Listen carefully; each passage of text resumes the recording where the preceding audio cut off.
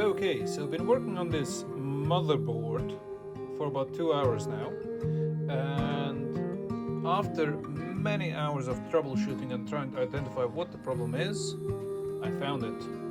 It is this power supply unit. Now you must be asking, well, why did it take you several hours to identify it?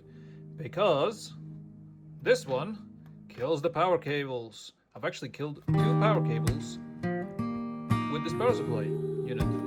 Here in England, we have fuses in our systems, so it's killed 2 fuses.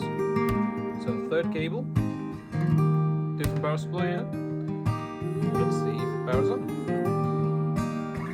After several testing, unit finally powers up with a screen.